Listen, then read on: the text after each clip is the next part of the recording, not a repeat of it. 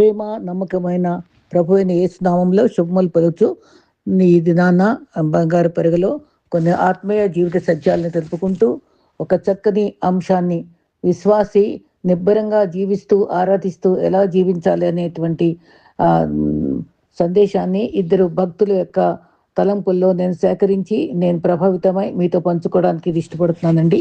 ఈలోపు బంగారు పరుగులో కొన్ని అంశాలని మనం తలంచుకుందాం. ప్రభు మనల్ని ఎంతగానో దీవిస్తున్నారు. మరి ఆయన దీవిన అనుభవంతో, ఆయన రక్తంలో కడుగబడిన అనుభవంతో, మరి ఆయనకి ఆ, చెప్పు చేతల్లో ఉంటూ సరి చేసుకుంటూ ఆయన స్వరాన్ని వింటూ ఆయన కొరకు జీవిస్తారు. వారు నీతి కొరకు మహిమ కొరకు పరలోకానికి లేపబడతారని మనం గుర్తుపెట్టుకుని ఆయన ఇచ్చేటువంటి బహుమతులు అందుకోవడానికి సిద్ధపడాలని కూడా మనం నిరీక్షిద్దాం. అయితే మరి దేవునికి సమర్పించుకునే మనల్ని దేవుడు ముందుగా తెలుసుకొని పిలిచి నడిపిస్తాడు గనుక ఆయన చేతి కింద, బలిష్టమైన చేతి కింద దీన మనస్కులుగా జీవిద్దాం. క్రీస్తులో ప్రవేశిస్తూ లోక కార్యాలు దూరం చేసుకుంటూ ఆయనతో సంభాషిస్తూ సంతోషకరమైన కార్యం అని గ్రహించుకుని అది అందమైంది, అది ఆత్మకు నింపి సంతృప్తి కలుగచేస్తుందని, సమస్త జ్ఞానమునకు మించిన దేవుని సమాధానం మనలో ఉంటుందని ఆయనతో కలిసి జీవించడానికి ఇష్టపడదాం. ఆయనతోనే, ఆయన సన్నిధిలోనే గడుపుదాం. నమ్మువారికి దేవుడు తన వర్తమానం పంపి, ఆయన సర్వజ్ఞాని కనుక ఎవరికి వర్తమానం పంపాలో వాళ్ళకే ఇస్తాడు. వేరే వాళ్ళకి తనకు అప్పచెప్పడు. ఎవరితో ఏం పని చేయించుకోవాలో ఆయన పిలిచి చేయించుకుని ఆయన నడిపిస్తాడని గుర్తుపెట్టుకుందాం. సంఘంనకు నిత్య జీవము మరి ఇచ్చేది పొరుగువాడు కాదు, కాపరి కాదు, యాజకుడు కాదు, మత విశ్వాసం కాదు, కానీ యేసుక్రీస్తు విలువైన రక్తం ద్వారా రక్షించుకుంటాడు. మన నిత్య జీవం కూడా ఆయనే ఇస్తాడని మనం నమ్ముకుని ఆయన వెంబడిద్దాం. మరి ఈ ప్రపంచం వ్యర్థమైన సంపదలను ఆశించవద్దు, అది వేగంగా క్షీణిస్తాయి. పరలోపు నిధులను సంపాదించుకుంటకు వెతకాలి, అవి ఎప్పుడు క్షీణించవు. ప్రస్తుతం మన జీవన విధానం ఎలా ఉందంటే, చదువు ఎక్కువ, విజ్ఞానం తక్కువ, పెద్ద ఇల్లు, చిన్న కుటుంబం, జీతం ఎక్కువ, మనశ్శాంతి తక్కువ, ఉత్తమమైనటువంటి వైద్యం, అనారోగ్యం. మరి చంద్రుని తాకినా కానీ పక్కింటి వాళ్ళ గురించి ఎవరూ తెలుసుకోలేరు. ఇరుగు పొరుగు అని ప్రేమించడం చేత కాదు. తెలివి తక్కువ, మరి మమకారం తక్కువ. తెలివి ఎక్కువ, మమకారం తక్కువ. మనుషులు ఎక్కువ, మానవత్వం తక్కువ. మరి ఈ రకంగా ఉంటుంది. కానీ ఏ రకంగా ప్రభు వైపు గడుపుతామో ఆయన ప్రత్యేకమైన జీవితాన్ని మనకి నేర్పిస్తారు. 66 పుస్తకాల్లో ప్రభు మనకి ఎన్నో చక్కని విషయాలు బోధించారని మనం వాక్యాన్ని పఠించడంలో, ధ్యానించడంలో ఎడదెక్క ఉండటానికి ఆశపడదాం. మరి కష్టపడిన దాంట్లో మనకు గౌరవం ఉంటుంది, మోసం చేసే దాంట్లో పతనం ఉంటుంది. నిజాయితీ ఉన్నంత వరకు మరి ఒకరి ముందు నటించక్కర్లేదు. ప్రభు యథార్థవంతులని ఆయన దీవిస్తాడు, యథార్థవంతులను ఆయన గుర్తిస్తాడు. తల్లిదండ్రులు నీడలో ఉన్నంతకాలం మనకేమి కష్ట సుఖాలు తెలియవు, బాధ్యతలు అంటే తెలియవు, చదువు అయిపోయేదాకా మనకేమీ తెలియవు.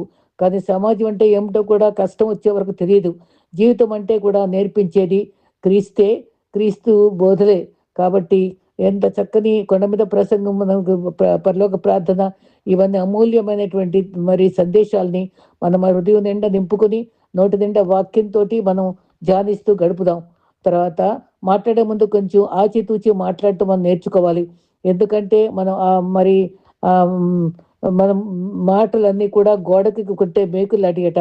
మేకు గోడ నుంచి తీసేస్తాం కానీ నిరంతరం అలాగే ఉంటుంది. క్షమించండి అని మాట వెనక్కి తీసుకున్నా అక్కడ గాయం కనబడుతూనే ఉంటుంది. కాబట్టి మనం ముందుగానే ఆ పరిస్థితి రాకుండా మన మాటలు మరి ఉప్పు వేసినట్టు రుచికరంగా ఉండాలి, సమయోచితంగా మాట్లాడాలి. మన నడవడికి చెప్తుంది కుటుంబం ఎట్లాంటిదో, మనం మాట్లాడే మాటలు చెప్తాయి స్వభావం ఎట్లాంటిదో, మనం చేసే వాదన చెప్తుంది మన జ్ఞానం ఎంత ఉందో, మనం చూసే చూపు అసూయ చూప, మంచి చూప, అది ఇతరులు ఈజీగా గ్రహిస్తారు. కనుక మన పవిత్రమైన జీవితం జీవిస్తూ పవిత్రమైన క్రీస్తు యొక్క క్యారెక్టర్స్ని మన మనసులో క్రీస్తు యొక్క స్వారూప్యంలోకి రావడానికి మనం దినదినము ప్రయత్నించాలి. అందరినీ వదిలేసి దూరంగా ఉండటం కాదు ఒంటరితనం. మనకున్న బాధలు పంచుకోవడానికి వీలు కాని మనుషుల మధ్య మనం ఉండటం అసలైన ఒంటరితనం. ఇటువంటి పరిస్థితిలోనే నేను మీకు సదాకాలం మీతో ఉంటానని ప్రభు ఇచ్చిన వాగ్దాన్ని నమ్ముకొని ముందుకు సాగిపోదాం. మరి విశ్వాస నిబ్బరంగా జీవించాలి, ఆరాధించాలి అనే అంశం మీద మనం ఈ దినాన్ని మాట్లాడుకుందాం. దేవుని భక్తిలో నిలకడగా ఉండాలి, నిబ్బరంగా కలిసి జీవించాలి. సంఘం అంటే మనమే, దేశం అంటే మనుషులు కాదో, దేశం అంటే మరి మనుషులవి కదా దేశం అంటే, మట్టి కాదు దేశం అంటే మనుషులు అన్నారు కదా. మరి మరి మనందరం కూడా దేవుని యొక్క పిలువబడినటువంటి సంఘం, ఏర్పరచుకున్న సంఘం, విలువతో కొనబడినటువంటి సంఘం కాబట్టి నిలకడగా నిబ్బరంగా జీవించాలి. 2 కొరింథీ 6:1 కాగా మేము ఆయనతోటి మరి పనివారమై మీరు పొందిన కృపను వ్యర్థం చేసుకోవద్దు. కృపను మనం వ్యర్థం చేసుకోకుండా నిబ్బరంగా ఆ కృపను దాచుకోవాలి. మరి మరియా ఒక మాట అంటుంది దేవుతో చెప్పాక, నేను కృప పొందితిని అని. మనం అందరం కృప పొందిన వారంగా కృపను మనం నిర్లక్ష్యం చేయకుండా భద్రపరచుకోవాలి. కృప పొందిన వారంగా కృపలో దేవుని బలం పొంది ఆరాధన చేస్తూ అభిషేకం కూడా పొందాలి. ఆ కృపను వ్యర్థం చేసుకోక ఆ కృపలో నిలకడగా జీవించాలి. ఆయన కృపలో నిలిచి జీవించాలి. తర్వాత హెబ్రీ 12:15 మీరు ఎవడైనా దేవుని కృపను తప్పిపోదేమోనని, చేయిదైన వేరే మలుచుదేమోనని జాగ్రత్త పడాలి. మనలో ఎటువంటి చేదు మనకు ఉండకుండా జాగ్రత్త పడాలి. ఇంకొక చక్కటి పాట ఉంది, నీ కృప నాలో వ్యర్థంగా లేదు, కృప వాక్యమే చేదైన వేరు నాలో చేదైన నాలో మొదలనీయద్దు ప్రభువా, నీ కృప నాలో అత్యున్నతం ఉండాలి. నీలో నన్ను నేను నీలో నేను నాలో నీవు అంటుకట్టనీయాలి. నా వేదంలో మరి మరి నీ కృప ఆదరణ నాకు ఎప్పుడు అందుబాటులో ఉండాలి అని చక్కటి పాట ఉందండి. దేవుని కృపలో విశ్వాసం నిలకడగా ఉండాలి. రెండవదిగా అపోస్తల కార్యం 14:22 శిష్యుల మనసులు దృఢపరిచి విశ్వాసమందు, ఇప్పుడు నిలకడ అని చెప్పుకుంటున్నాం కదా, విశ్వాసమందు నిలకడగా ఉండవలనని మరి దేవుని రాజ్యంలో ప్రవేశించి వారిని హెచ్చరించాడు. అప్పుడు అనేక శ్రమలు కూడా మనకి విశ్వాసంగా నిలకడగా ఉన్నప్పుడు ఎదుర్కొంటాం. అప్పుడు ఆ శత్రువులు శ్రమలు తప్పు, వేదనలు తప్పు, కానీ పౌలు హెచ్చరించాడు, క్రీస్తు ప్రభువును ప్రకటించినందున శ్రమలు వస్తాయి, శోధనలు వస్తాయి. భక్తి స్వీకరించినప్పుడు శ్రమలు ఎదురైతే విశ్వాసంతో ధైర్యంగా నిలకడగా ఉండాలి. దానియేలు జీవితంలో శాసనం వచ్చింది ప్రార్థన చేయకూడదని, విశ్వాసంలో నిలకడగా ఉన్నాడు. హెబ్రీ ఫాదర్ కూడా అగ్నిగుండాల్లో వేయబడినా నిబ్బరంగా శోధన సహించారు. దావీదు సింహంలో వేయబడినా నిబ్బరంగా సహించుకున్నాడు. భక్తి చేసేది దేవుని రాజ్యంలో ప్రవేశించడం కొరకే నిబ్బరంగా జీవించాలి. హెబ్రీ బాలుర మధ్య 4వ వ్యక్తిగా క్రీస్తున్నాడు. సదాకాలం ఆత్మస్వరూపిగా మనతో కూడా ఉండి విడవక మన కుటుంబాల్లో, మన సమాజంలో, మన వర్క్ ప్లేస్లో అన్ని చోట్ల కూడా ప్రభు మనతో ఉంటాడని ధైర్యంగా నమ్ముకోవాలి. ఆయన రాజ్య వారసులుగా ఉండటానికి విశ్వాసంలో నిలకడగా ఉండాలి. రెండవది, ముందు కృపలో నిలకడ ఉండాలి. రెండవదేమో మరి విశ్వాసంలో నిలకడగా ఉండాలి. మన ఆరాధన మరి దేవుని శోధనలో, బాధల్లో విడిచిపెట్టకుండా మనం ఆరాధించే వరగా కూడా ఉండాలి. కొలస్సీ 1:23 కూడా మంచి వాక్యం ఉంది. ఇంకా హెబ్రీ 6:11 మీరు మందులు కాక విశ్వాసం చేత, ఓర్పు చేత, మీ పరీక్ష చేత వాగ్దానమును స్వతంత్రించుకోవాలి. హెబ్రీ 11 విశ్వాసం ద్వారా అగ్ని బలాన్ని చల్లార్చారు. మరి హెబ్రీ 11 అగ్ని బలమంతా దేవుడు చల్లార్చాడు కదా. మన విశ్వాసం ద్వారా మన శ్రమల్లో, శోధనలు జయించాలి, నిబ్బరంగా నిలకడగా జీవించాలి. రోమా 4:18 మీ సంతానం ఇలాగుండదని నిరీక్షణ కలిగి అబ్రహాము, సారా మృత తుల్యమైనటువంటి శరీరంలో వాగ్దానమును స్వతంత్రించుకొని బిడ్డను ఇస్సాకును పొందారు కదా. అబ్రహాం విశ్వాసకు తండ్రి అయ్యాడు కదా. విశ్వాసం ముందు అబ్రహాం బలం పొందాడట. దేవుడు అబ్రహాం చెప్పిన మాట నమ్మాడు, అది నీతిగా ఎంచబడింది, బలం పొందుకున్నాడు. విశ్వాసం నిలకడగా నిబ్బరంగా మరి అబ్రహాం ఉండబట్టే మరి మంచి సన్నిహితుడిగా క్రీస్తుతో దేవునితో మాట్లాడే గొప్ప అధికత పొందాడు. ధనపరంగా, ఆరోగ్యపరంగా బలహీనమైన ఉంటే మనం విశ్వాసంతో మనం నిలకడగా బలంగా ఉండటానికి మనం ఎప్పుడు ఆయన సన్నిధి కోరుకోవాలి. మూడవది, రక్షణ విషయంలో నిబ్బరంగా ఉండాలి. మనం ఒకటి కృప విషయం, రెండవదేమో మరి విశ్వాస విషయం, మూడవదేమో మరి రక్షణ విషయం. యోబు 2:3 యోబు జీవితంలో మరి సైతాన్ ఎంత దేవునితో సంభాషిస్తుంది. వెంటనే మరి నా సేవకుడనే యోబు నీకు తెలుసా, ఎటువంటి వాడు, యథార్థవంతుడు, న్యాయవంతుడు అని ఎంతో గొప్ప సాక్ష్యం ఇచ్చాడు. మరి రక్షణ అనుభవంలో మనం ఉన్న వాళ్ళని మన గురించి కూడా దేవుడు సాక్ష్యం ఇచ్చే రీతిగా మనం ప్రవర్తించాలి. అటువంటి రక్షణానుభవంలో దేవుని యొక్క సన్నిహితంగా ఉండి ఆయన ద్వారా సాక్ష్యం పొందే వాళ్ళంగా మనం జీవించడం మనకు అవసరం. నిబ్బరంగా జీవించడం మనకు అవసరం. నాలుగవదిగా గలతీ 5:4 ధర్మశాస్త్రం వల్ల నీతిమంతులుగా తీర్చబడిన వారి కృపలో తొలగిపోయారు. అలా ఉండకూడదు. క్రీస్తులో నిలకడగా నిబ్బరంగా. నాలుగవదిగా క్రీస్తులో నిలకడగా నిబ్బరంగా ఉండటం మనకు శ్రేష్టము.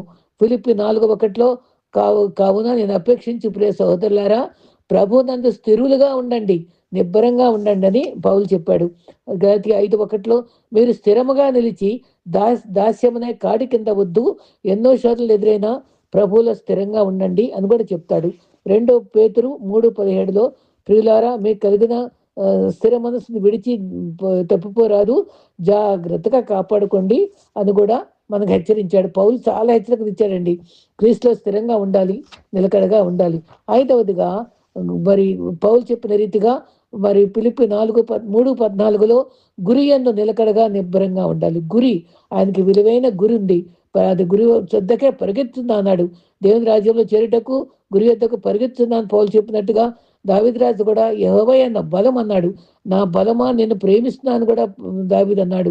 క్రీస్తు బలముగా గురిగా ఉంచుకుని మన శ్రమలు చులకనగా అని శ్రమల్ని చులకంగా తీసుకొని మరి ధైర్యంగా నిబ్బరంగా క్రీస్తు వైపు చూస్తూ మనం సాగిపోవాలి, నిబ్బరంగా ఉండాలి అని పౌలు చెప్పాడు. మనం మారని మార్పు లేని దేవుడు మనతో ఉంటాడు. ఆయన మన గురి క్రీస్తే అని పౌలు చెప్పాడు. మనం కూడా చెప్పాలి. సామెతలు 4:25 నీ కన్నులు అటు ఇటు చూడక తిన్నగా చూడాలి, నా గురి క్రీస్తే పౌల్లాగా అనాలి. మనం కూడా గురి క్రీస్తే, మనకు కూడా గురి క్రీస్తే కావాలి. పౌలకు 2వ గురి ఆత్మ రక్షణగా జీవించాడు, అనేక సంఘాలు నిర్మించాడు. కాబట్టి మన గురి క్రీస్తు, మరి మన గురి ఆత్మ సంపాదన. మన గురి క్రీస్తు అయితే మనం కూడా ఆత్మ సంపాదన కలిగి ఉండాలి. ఎంతమందికి సువార్త బోధించామో అని మనం ఒకసారి బేరీజ్ వేసుకోవాలి. లోకాన్ని కోరుకుంటే లోతు భార్యలా ఉప్పు స్తంభంగా మారే పరిస్థితి రాకూడదు. పౌలు తన దృష్టి అంతా ఉన్నతమైన బహుమానం కొరకు ఎదురు చూస్తూ పరిగెత్తాడు. 6వదిగా ఎఫెసీ 6:11 మీరు అపవాది తంత్రం ఎదిరించడానికి శక్తివంతులగుటకు సర్వాంగ కవచం ధరించుకోమన్నాడు. మనకు తెలుసు కదా సర్వాంగ కవచాలు ఏమున్నాయో. మరి పోరాటాలు నిబ్బరంగా సైతాన్ని జయించే పోరాటం చేయాలి. వాక్యము, విశ్వాసము, డాలు, సిద్ధమైన జోడు ఇవన్నీ ఉండాలి మనకి. యాకోబు దేవునితో రాత్రంతా పోరాడి ప్రార్థించాడు. మన దురాత్మ సమూహంతో పోరాడుతున్నామని మర్చిపోరాదు. ఈ రకంగా విశ్వాస జీవితంలో భక్తిలో ఉంటూ మనం సైతాను యొక్క కుతంత్రాలు నెరగని వారం కామని దాన్ని జయించడానికి ఎప్పుడు కూడా సిద్ధ మనసుతో ఉండాలి. దేవుడు మనకు తోడుగా ఉంటాడు, మన పక్షంగా యుద్ధం చేస్తాడు. దేవుడు మనము సైతాన్ ఎప్పుడు పడిపోవాలని చూస్తే దేవుడు మనల్ని కాపాడటానికి చూస్తాడు. నిత్యము పోరాటమే సైతాన్తో, మనకి దురాత్మ సమూహాలతో పోరాటంలో దేవుడు మనకి సంపూర్ణ విజయం ఇస్తాడని నమ్ముకుందాం.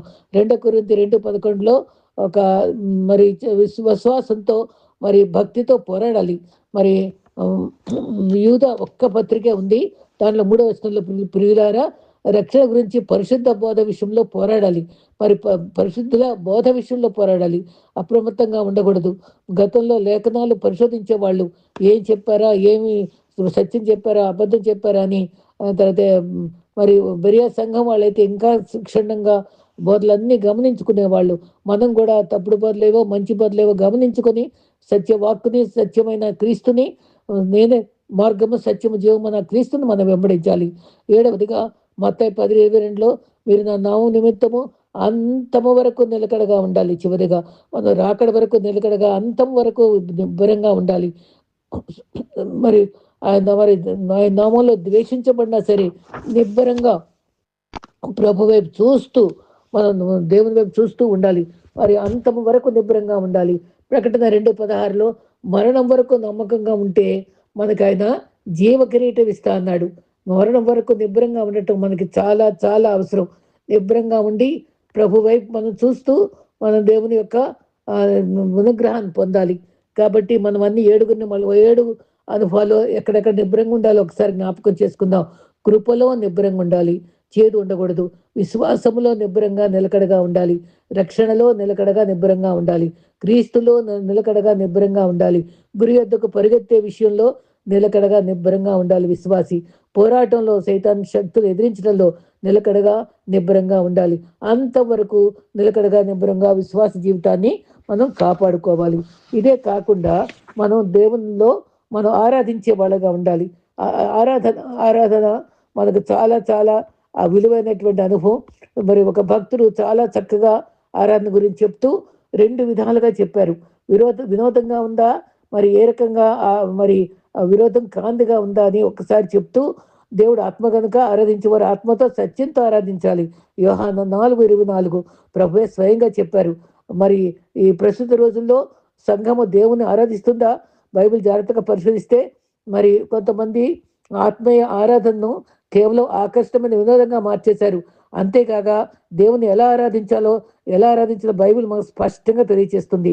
బైబిల్ ప్రామాణిక సత్యాన్ని పరిశోధిస్తే దేవుడు కోరుకునే విధంగా ఆయన ఆరాధించి మహిమపరుద్దాం. ఆత్మీయ ఆరాధన వినోదభరితమైన ఆరాధనకు వ్యతిరేకం అని తెలుసుకుందాం. మరి ఆత్మీయత లేని ఆరాధన కూడా ఉందండి. నిజమైన ఆరాధనలో దేవుడు మాత్రమే కేంద్రంగా ఉంటాడు. ఆయన యందు భయభక్తులతో యథార్థమైన హృదయాలతో మనము మరి సత్యం ప్రవర్తన కలిగి ఆత్మీయ నడిపింపుతో ఆరాధిస్తాం. మానవ కేంద్రిక ఆరాధనతో కేవలం మనుషులు ఆకర్షించే వినోద ప్రదర్శన మాత్రమే ఉంటాయి. యోహాను 4:24 మరి సమరయ దగ్గర ఆరాధన గురించి చాలా చక్కగా ప్రభు చెప్పారు. నిజంగా వాక్యము లేని ఆరాధన కూడా ఉంటుంది. కాబట్టి ఆత్మీయత గల ఆరాధన ఉండాలి, వాక్యము గల ఆరాధన ఉండాలి. నిజమైన ఆరాధనలో మరి ఆరోగ్యకరమైన బోధ ఉంటుంది. వేదిక నుండి వాక్య విలువల్లో వ్యక్తులను క్రీస్తులు ఎదగటానికి ఉపదేశిస్తారు. కానీ ఆ సత్య ఆరాధనలో లేఖనాలకు బదులుగా సరదా సందేశాలు, స్ఫూర్తిదాయకతలు, పిట్టకథలు, మనిషి అవసరాలకు తగిన దుర్బోధలు, అది దురద చెవులు గల వారి వినేవారిగా ఉంటారు. అలా కాకుండా వాక్యము నిండుగా ఉండే ఆరాధనలో మనం ఉండాలి. ఇంకొక అనుభవం తీసుకుంటే ఘనత లేని ఆరాధన. ఘనత లేని ఆరాధన ఎట్లా ఉంటుందంటే ఘనత గల ఆరాధనగా మనది ఉండాలి ముందు. నిజమైన ఆరాధనలో అర్థవంతమైన ఘనత ఉండే ఆరాధనలో అర్థవంతమైన పాటలు ఉంటాయి. ఆత్మైన వాతావరణంలో పాడే ప్రతి పాట ప్రభుని ఘనపరుస్తుంది.